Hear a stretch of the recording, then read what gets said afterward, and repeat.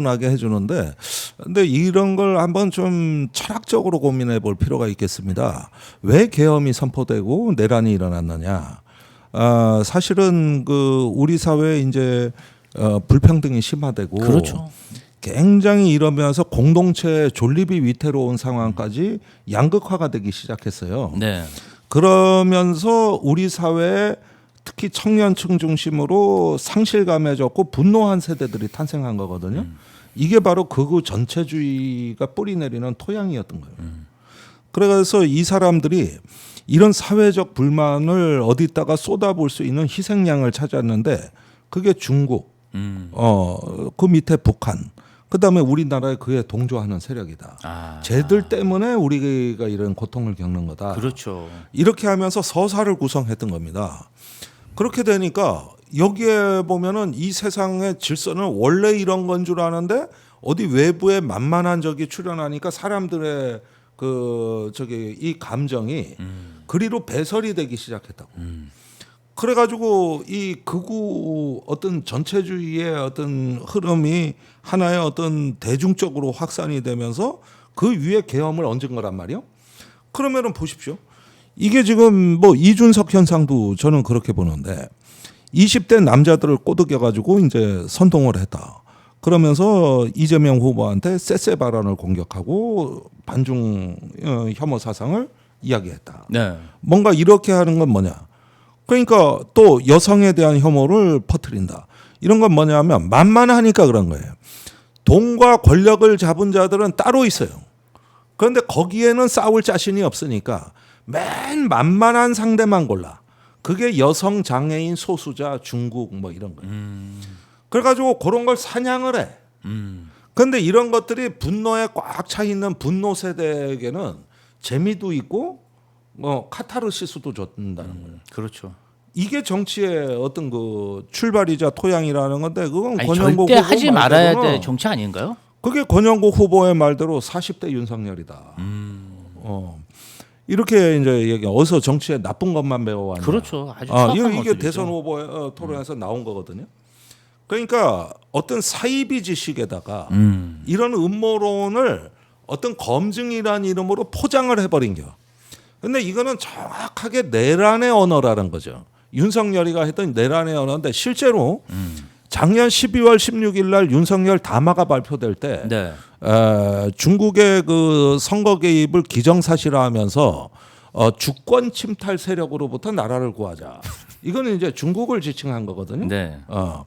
그러면서 이제 그 공산 전체주의, 종북 세력, 파렴치한 반국가주의 이런 게 나왔어요.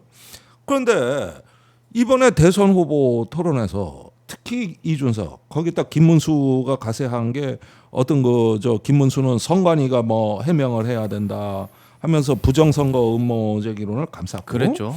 그다음에 이준석은 또 중국의 뭐 대만의 협에서 전쟁 나면 누구 편 들 거냐. 이런 식의 어떤 접근. 그러면서 쎄쎄 얘기한 거고. 그런데 이 언어 자체가 작년 12월 16일에 윤석열의 언어고, 그 내란의 언어를 대선장으로 끌고 오는 거거든요. 그러니까 뿌리가 같다는 거죠. 그런 면에서는 40대 윤석열이다. 이게 자연스럽게 나왔는데, 원래는 더 심한 표현도 준비해 갔었어요.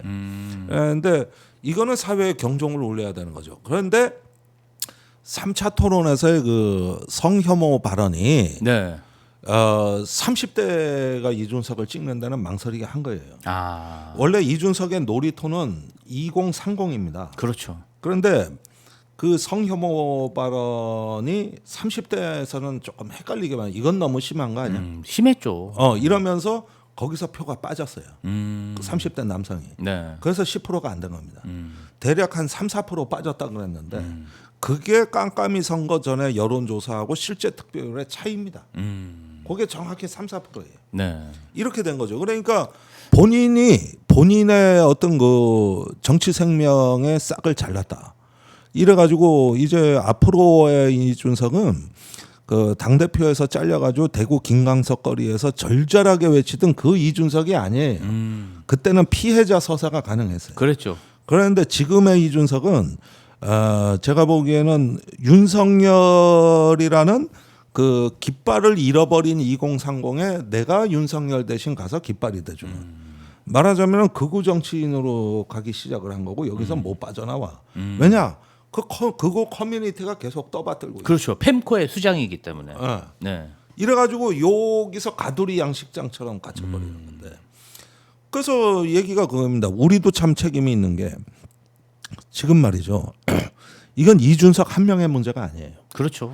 원래 계엄도 윤석열 한 명의 문제가 아니었어요. 그 이전에 이미 우리 사회에 뿌리 내리는 거대한 불평등과 계층 간의 불신, 반목, 그다음에 신뢰가 사라지면서 적대와 혐오가 일단은 싹트기 시작했고 이거를 잡지 못한 게 윤석열과 계엄으로 올라간 거거든요. 마찬가지로 지금도 이준석 한 명이 그 뭐 정치 생명이 꺼진다고 해서 이 문제가 해결되는 것은 아니고 그 이런 어떤 그 청년들이 그런 분노의 마음이 왜 생겼는가 뿌리를 보고 말을 걸어주고 그래서 분노의 길이 아니라 지혜의 길로 갈 수 있도록 다 같이 참여하고 말을 걸어주는 이게 없어지면 이준석 현상은 사라지지가 않는다는 거예요. 이게.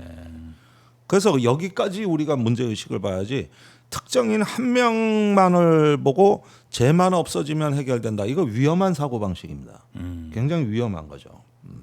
아, 이제 최근에 또 안보 문제도